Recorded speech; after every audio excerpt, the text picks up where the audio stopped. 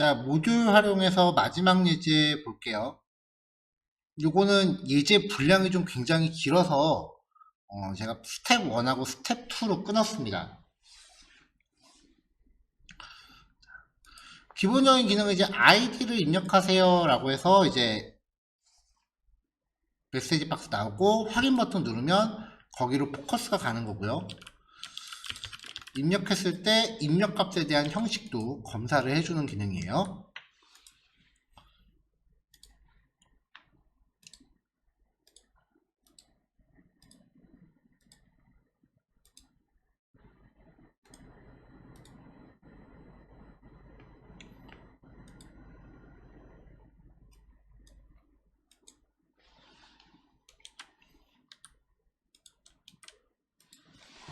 자, 실습 자료에는 이제 회원가입 스텝 1.html 이란 파일과 그 다음에 regx 헬퍼라고 하는 파일들이 이렇게 준비가 되어 있는데요. 일단은 파일을 4번 회원가입.html로 하나를 만드신 다음에 자바스크립트 파일도 regx helper.js라는 파일 하나를 만드세요. 분량이 너무 많아서 반씩 쪼갠 거니까 처음에는 스텝 1에 있는 내용하고 그 다음에 regx helper 스텝 1.js 여기 있는 게 그 1단계이고요. 여기까지 해서 잘 작동하는 걸 확인을 하시면은 스텝 2에 나와 있는 파일을 파일 새로 만들지 마시고 기존에 작성하시던 거 앞에다가 그냥 덧붙여서 작성하시면 되고요. 자바스크립트도 같은 방식입니다.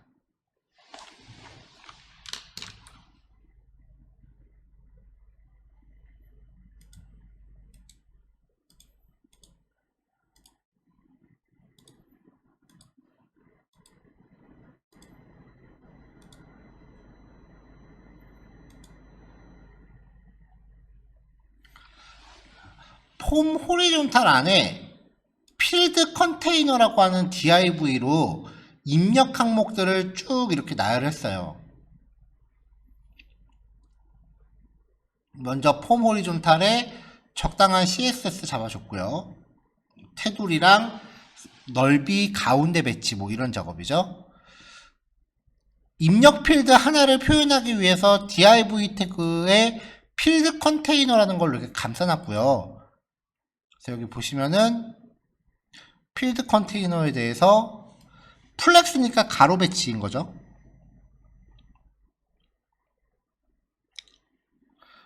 그 다음에 라벨 태그로 이제 필드 타이틀,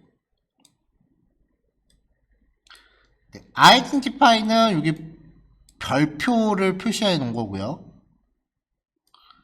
그 다음에 필드 컨텐트 안에 인풋 태그 이런 스타일로 구성을 했습니다. 타이틀 부분은 넓이, 컨텐트 부분은 75% 이렇게 하면 이제 한 줄에 100%가 완성이 되고요. 나머지 사이즈와 여백 같은 것만 잡아주고 체크박스 같은 경우에도 좀 간단하게 여백 설정. 아이덴티파이는 아까 별표였어요. 요거요. 좀 중요한 필수 항목들을 표시하는 건데 글자 크기와 색상, 굵기 같은 거 지정해서 요 별표가 빨간색으로 나오게끔 해줬고요. 맨 밑에는 버튼 컨테이너라고 해서 서브밋 버튼과 리셋 버튼 넣습니다. 버튼 컨테이너는 여백과 가운데 정렬 이렇게 지정을 해서 HTML 태그를 쭉 준비했고요.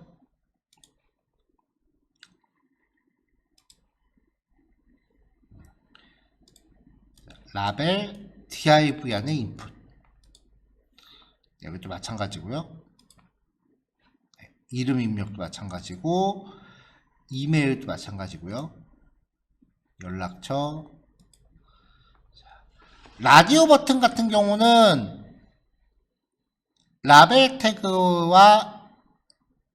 태그를 인풋 태그와 텍스트를 묶어서 사용하는 게 보통이니까 이제 이런 식으로 구성을 해줬고요. 아래쪽에 성별 마찬가지로 이렇게 쭉 체크박스하고 같이 넣습니다. 일단 HTML을 작성하신 다음에 이제 regxhelper.js를 만들고 그 다음에 여기에 있는 기능들 이제 사용을 해볼 거예요.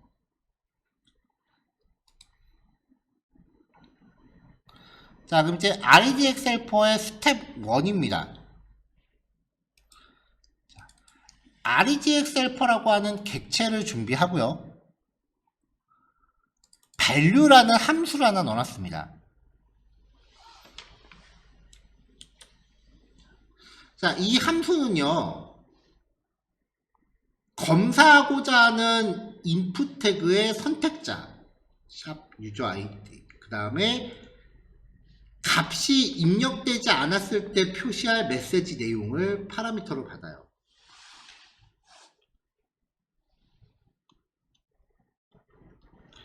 자, 그럼 이제 이 선택자를 사용해서 document.queryselector로 이제 내용 가져온 다음에 value, 입력값을 취해 볼게요. 이 입력값이 정의되지 않았거나 널이거나 문자열이고 그 다음에 앞뒤 공백을 제거했을 때 글자 길이가 0이라면 입력되지 않았다는 뜻이죠. 그때는 get value error라는 메서드를 호출합니다. 이 함수가 위에 있거든요. 에러 객체를 만들었어요. 그 다음에 이 에러 객체에 엘리먼트라고 하는 프로퍼티를 하나 추가하면서 선택자 그대로 보내줬잖아요. 이 선택자의 HTML 객체를 에러 객체에 포함시켜 넣습니다. 이거 확인하시고요. 리턴을 해요. 그럼 이제 에러 객체가 여기로 반환된 거죠. 그 다음에 여기에서 throw를 발생시키면 여기를 이제 에러로 간주하는 거죠.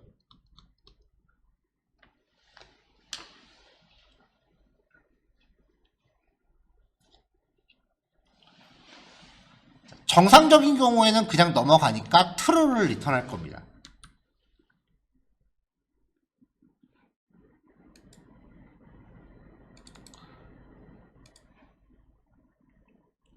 자, 그럼 서브밋 이벤트가 발생했을 때 조금 전에 만든 value 메서드를 호출한 거예요. 자, 흘러가는 흐름을 다시 한번 체크해 볼게요.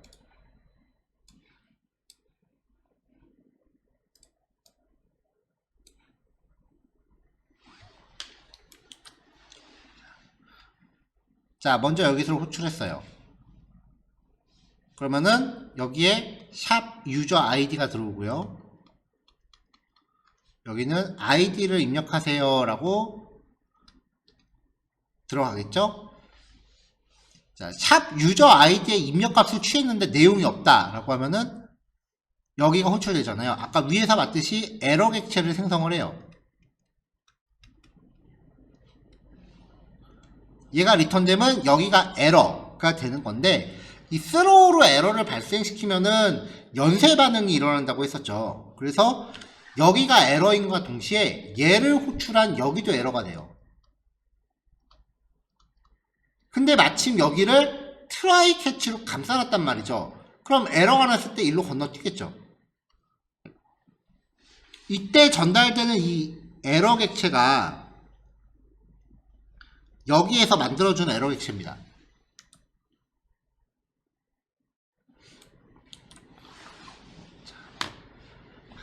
아이디를 입력하세요 라고 하는 메시지가 일로 들어왔고요. 요게 에러 났을 때 에러 객체한테 들어가요. 그럼 에러 객체에서는 그 메시지를 받아서 내장을 시키고 리턴이 됐단 말이죠. 여기가 이제 에러가 나면 캐치로 건너뛰게 되는데, 이때 이.메시지라는 값을 알럿으로 호출합니다. 이.메시지는 객체 만들 때 설정된 요 파라미터가 반환이 돼요. 근데 이 객체 만들 때 전달하는 이 MSG 변수는 결과적으로 id를 입력하세요 라고 하는 파라미터가 전달이 된 다음에 에러 났을 때 쓰이는 거죠. 결과적으로 여기서 출력되는 메시지는 이 알럿 함수로 이제 사용자한테 설정이 되는 거고요. 에러 정보는 콘솔에다 한번 찍어봤고요. 2점 엘리먼트. 요 아이디 값을 셀렉터로 받았는데 에러가 났을 때 얘를 get value 에러 함수한테 전달했단 말이에요. 그걸 가지고 HTML 객체를 만들어서 엘리먼트라는 이름으로 삽입을 해놨어요. 자, 에러 객체의 엘리먼트는 결국 여기서 만들어진 객체예요. 이 유저 아이디에 대한 입력 객체가 되는 거죠. 걔를 받아서 포커스 강제로 주고 처리 중단합니다. 자, 이렇게 이제 하나가 작동하면 이런 스타일로 이제 입력 값들만 전부 입력이 가능한지 여부를 이렇게 넣어봤어요. 일단 여기까지 해서 작동이 잘 되면은 이제 REDX 헬퍼의 기능을 확장시킬 차례예요.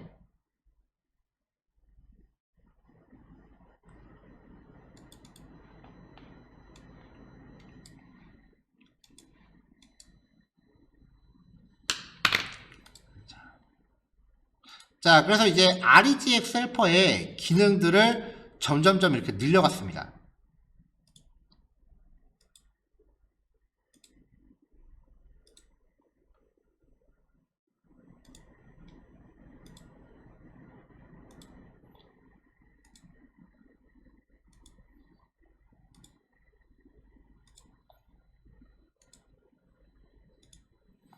자, 기능이 좀 많아요.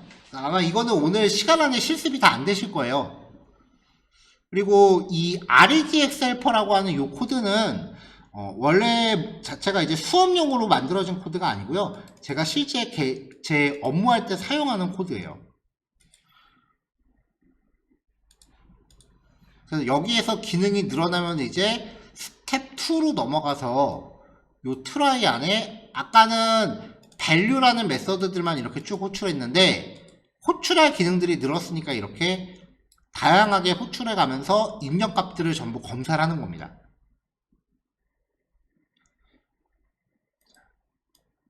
자, 그럼 이제 어떤 입력값 검사 기능들이 있는지만 확인하고 정리할게요. 자, 첫 번째, max length입니다. 일단은 this.value를 호출했어요. this.value는 같은 객체 안에 있는 기능이라고 했었죠. 일단 입력값이 제대로 있는지 보고 여기가 무사통과 되면은 다시 이 선택자를 가지고 객체를 만들어요. 이 선택자를 가지고 입력값을 취득한 다음에 입력값의 공백을 제거했을 때 길이가 내가 지정한 최대 글자 수보다 크다면 에러를 발생시킵니다. 입력 가능한 최대 글자 수에 대한 처리고요. 이거를 그대로 한 줄 복사한 다음에 부등호 방향만 바꿨습니다. 입력한 컨텐츠의 글자 수가 내가 지정한 글자 수보다 작다면 에러를 발생시킨 겁니다.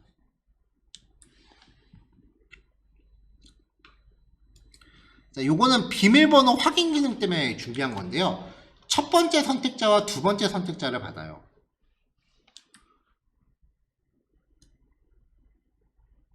네, 보시면 이렇게 샵 유저 pw와 샵 유저 pw리라고 두 개를 보냈어요. 이 두 개를 각각 이렇게 HTML 객체 만든 다음에 입력 내용 받아서 공백 제거해서 반환합니다. 이 두 개 내용이 다르면 에러를 발생시킵니다.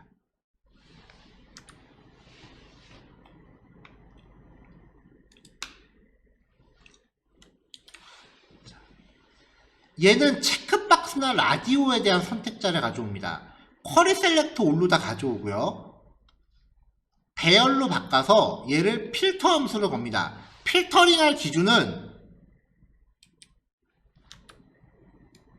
체키드 값이 true인 요소, 체크된 애들만 필터링을 겁니다. 그러면 결과적으로 이 체키드 아이템에 저장되는 항목은 체크된 라디오나 체크박스가 배열로 담길 거예요. 만약에 선택된 게 하나도 없으면 이 배열의 길이는 당연히 0이겠죠. 그러면 이제 에러를 발생시킵니다. 하나라도 체크를 해야 여기서 에러가 안 나는 거고요.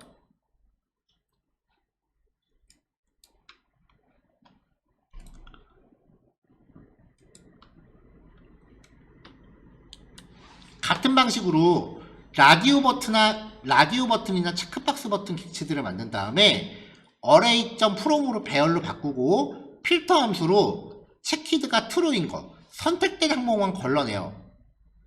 이 선택된 항목의 배열 길이가 내가 지정한 길이보다 작다면 에러입니다. 에러가 안 나려면 내가 지정한 개수, 만약에 2라고 하면은 요 길이가 최소 2와 같아야 돼요. 그러니까 내가 지정한 개수보다 작을 때만 에러가 발생을 하고요. 이 코드를 그대로 밑에다 복사해서 부등호 방향만 반대로 넣어주면 최대 선택 가능한 개수를 제한할 때 쓰는 거고요.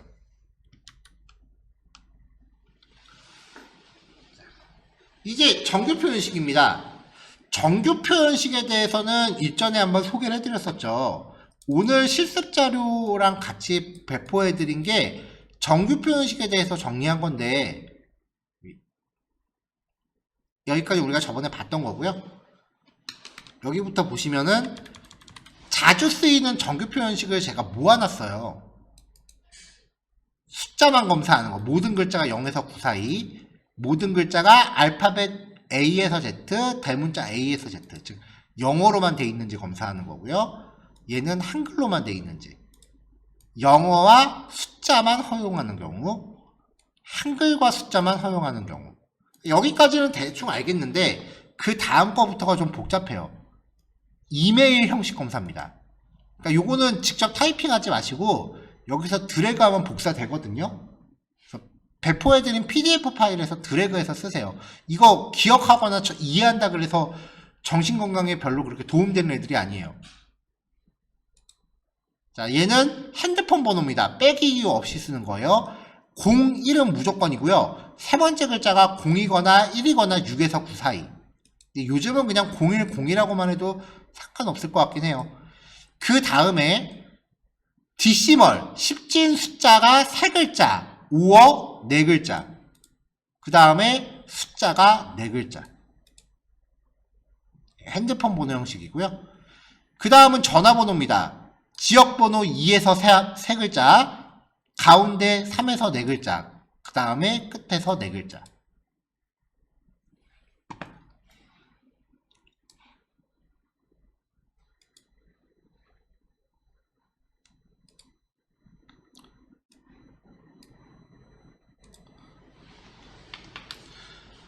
정규 표현식을 파라미터로 줘요. 예를 들어서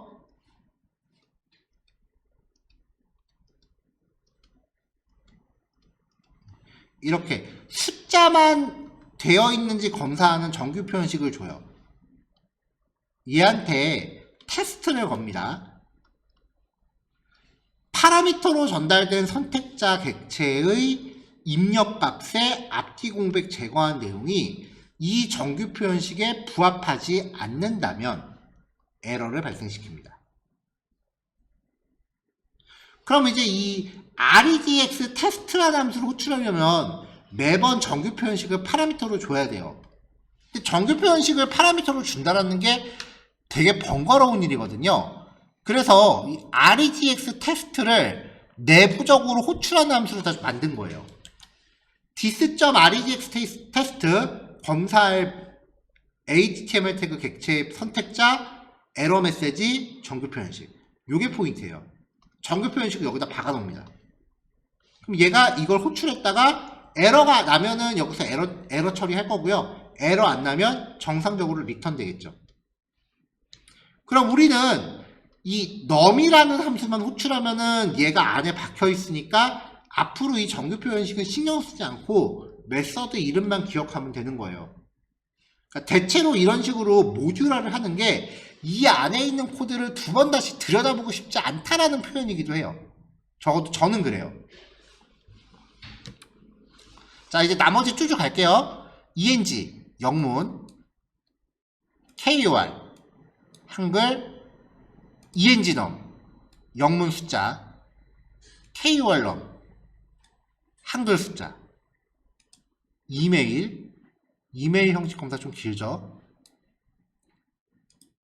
핸드폰 번호 형식 검사, 집전화번호 형식 검사. 근데 요즘은 스마트폰이 나오고 나서 집전화 없는 경우도 많거든요. 그래서 아예 폰이라는 걸 하나 더 만들어 놨어요. 핸드폰 번호 형식 검사랑 집전화번호 형식 검사 두 개를 정의한 다음에 핸드폰 번호 형식도 아니고 and 집전화번호 형식도 아니라면, 보통은 요즘은 아예 집전화가 없는 경우도 많기 때문에 그냥 연락처라고만 해놓고 아무 번호나 입력해도 되게끔 하는 경우가 많거든요.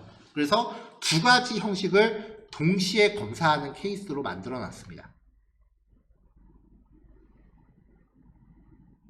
자, 요거는 이렇게 만들어 놓으시면 진짜로 앞으로 그 작업할 때 계속해서 유용하게 쓰실 수 있을 만한 객체니까요. 잘 정리해 놓으시면 좋을 것 같아요.